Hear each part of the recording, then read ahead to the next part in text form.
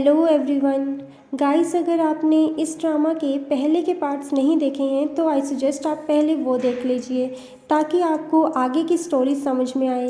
Part 7 की starting में Rafale वूरी से पूछता है, क्या उस दिन ईस्ट सी के बीच के किनारे तुम थी, हम पहले मिले हैं ना?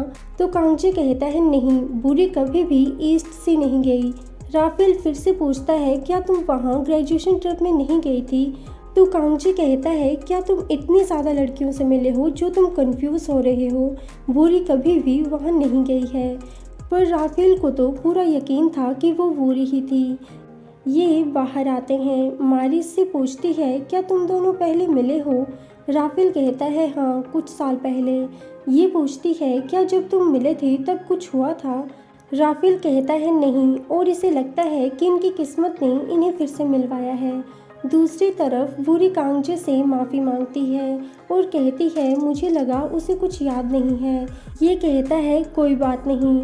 और ये किस करने ही वाले होते हैं कि पीछे से एक गाड़ी का हॉर्न बज जाता है।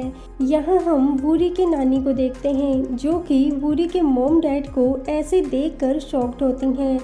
ये दोनों इन्हें सारी बात बता देते हैं कि ये वूरी के डैड हैं। तो नानी वूरी के डैड को पीटने लगती है। मॉम इन्हें रोकती हैं और कहती हैं इन्हें वूरी के बारे में कुछ भी नहीं पता था। और फिर डैड नानी से माफ़ी मांगते हैं और कहते हैं, अब से मैं एक अच्छा फादर बनूंगा। वूरी के नानी मॉम से पूछती हैं, क्या तुम इस बारे में वूरी को नहीं बताओगी? तो मॉम कहती हैं, मैं सही टाइम आने पर उसे सब कुछ बता दूंगी। नानी इनसे कहती हैं, मैं आपकी बहुत बड़ी फ़ैन हूँ और मैंने आपके सारे ड्रामा देखे हैं, पर मुझे पता नहीं था कि आप मेरे सन इन लॉ हो। जिस पर मॉम कहती हैं, ये आपका सन इन लॉ नहीं है, ये सिर्फ वूरी का फादर है। तो नानी कहती हैं, तो फिर तुम दोनों साथ में क्यों चिपके हुए थे? तो ये कहते हैं, वो तो बस एक एक्सीडेंट था।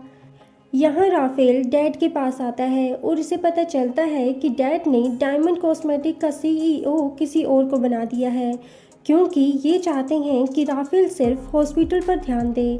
तो ये इनसे कहता है, आप मेरे होते हुए किसी और को सीईओ कैसे बना सकते हैं? इसके बाद इस बारे में मारी को भी पता चल जाता है। तो ये इससे पूछती है, तुम यहाँ पर मेरे लिए तो वापस नहीं आए हो ना? तो ये कहता है, मैं वो लूज़र नहीं हूँ जो तुम्हें फिर से पाने की कोशिश करूँगा। क्या तुमने मुझे राफेल के लिए नहीं छोड़ा था क्योंकि वो चेयरमैन का बेटा था? तो मारी कहती है, बकवास मत करो, और यहाँ से चली जाती है। आगे एक लड़का इनसे पूछता है, क्या मैं आपको कहीं ड्रॉप कर दूँ? मोम कहती हैं, ये मुझे पूछ रहा है या तुम्हें? तो वूरी मोम से कहती है, ये आपकी एज का नहीं है। और फिर इस लड़के से कहती है, एक्चुअली मेरा बॉयफ्रेंड है। तो ये लड़का कहता है, मैं तो आपकी सिस्टर से पूछ रहा था। तो ये लड़का कहता है, मैं तो आपकी सिस्टर से पूछ रहा था। मोम कहती हैं, मैं इसकी मोम हूँ और बहुत जल्द ग्रैंड मदर भी बनने वाली हूँ। इसके बाद मोम कांगजे की तारीफ करते हैं, क्योंकि अगर उसकी जगह कोई और लड़का होता तो वो इस बात को कभी भी एक्सेप्ट नहीं करता कि उसकी गर्लफ्रेंड किसी और का बच्चा कैरी करे। और फिर वूरी कहती है, पता नहीं मेरी लाइफ में ये सारी प्रॉब्लम्स क्यों लिखी हैं। तो मोम कहती हैं, हमें हमेशा हर चीज़ की ब्राइट साइड को देखना चाहिए। जिस पर वूरी कहती है, मैं वर्जिन हूँ, जो कि एक डॉक्टर की गलती की वजह से प्रेग्नेंट हो गई।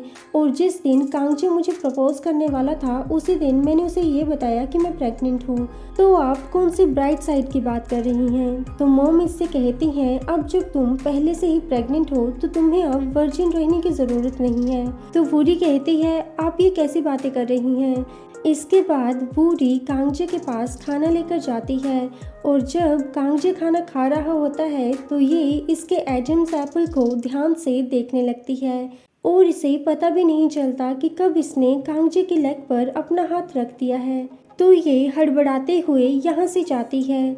वूरी ऑफिस आती है और राइटर से मैन को सेड्यूस करने के तरीके पूछती है। तो ये इसे आइडिया देती है कि लड़के को सिर्फ 3 वर्ड्स टेक्स्ट करो, लेट्स स्लीप टुगेदर। वो अगर बुसान में भी होगा तो भी टैक्सी पकड़कर 3 घंटे में तुम्हारे पास पहुंच जाएगा।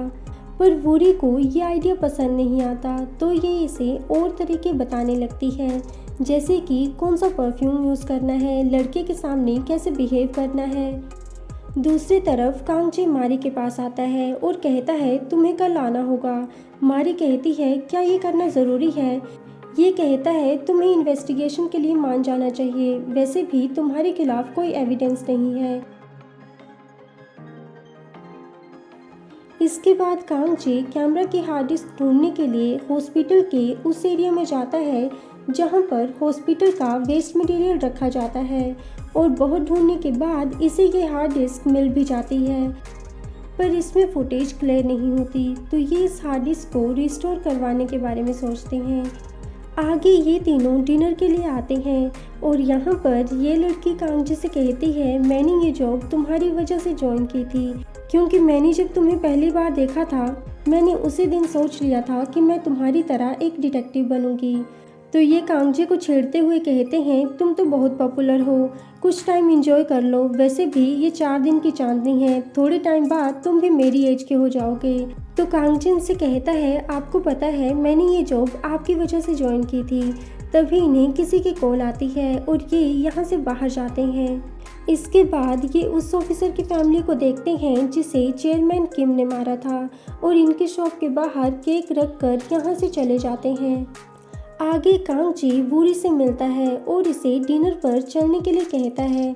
तो वूरी कहती है हम हर बार खाना बाहर खाते हैं, क्यों न हम इस बार तुम्हारे घर चलें। कांगजी कहता है मेरा घर बहुत गंदा होगा। वूरी कहती है कोई बात नहीं और ये घर आते हैं। कांगजी खाना बनाने लगता है और वूरी राइटर के बताए हुए तरीके से इसे सेड्यूस करने की कोशिश करती है, पर ये प्लान बिल्कुल भी काम नहीं करता।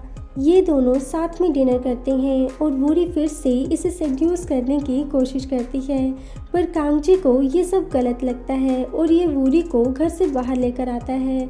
यहाँ वूरी कांगजी को किस करती है तो इसे लगता है कि इसने पता नहीं कितना बड़ा पाप कर लिया है, तो ये भगवान से माफ़ी मांगने लगता है। नेक्स्ट डे ये सब मीटिंग रूम में होते हैं और यहाँ पर एक आदमी कॉफ़ी लेकर आता है और खुद को सीईओ कहकर इंट्रोड्यूस करता है।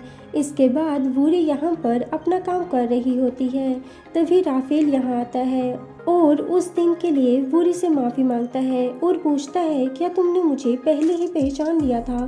तो वूरी कहती है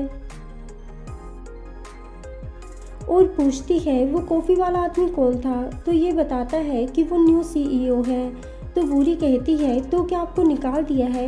राफेल कहता है ऐसा कुछ नहीं है और फिर ये वूरी को हॉस्पिटल के लिए इंट्रोडक्शन लेटर लिखने के लिए पूछता है। तो वूरी हाँ कर देती है। इसके बाद वूरी शूटिंग सेट पर जाती है जहाँ पर इसके डैड भी होते हैं। तो डैड इसे साथ में पिक्चर लेने के लिए कहते हैं और ये पिक्चर को सोशल मीडिया पर अपलोड भी कर देते हैं। तो मॉम इन्हें डांटती हैं और कहती हैं मैंने तुमसे कहा था ना कि जब तक मैं उसे कुछ नहीं बता देती हूँ तुम उसके पास मत जाना। तो डैड कहते हैं मैं उससे मिलने थोड़ी गया था, वो तो बस हम सेट पर ऐसे ही मिल गए थे। यह हमारी कंपनी के न्यू सीईओ से मिलती है। ये कहता है मैंने सोच लिया था कि मैं तुमसे दोबारा कभी नहीं मिलूंगा, पर पता नहीं तुम्हें देखने के बाद मुझे क्या हुआ है। क्या तुम फिर से मेरे पास वापस आओगी। मारी कहती है मैं मैरिड हूँ। तो ये कहता है पर तुमने राफेल से शादी इसलिए की थी क्योंकि वो सीईओ था, पर अब मैं सीईओ हूँ और बहुत जल्द मैं इस हॉस्पिटल को भी टेक ओवर करने वाला हूँ। मारी पूछती है तुम्हारा आगे का प्लान क्या है। तो ये इसे अपना सारा प्लान बता देता है। तो मारी कहती है क्या सच में, और यहाँ पर राफेल भी इन्हें साथ में देख लेता है। So thanks for watching and take care. सारंग्यो।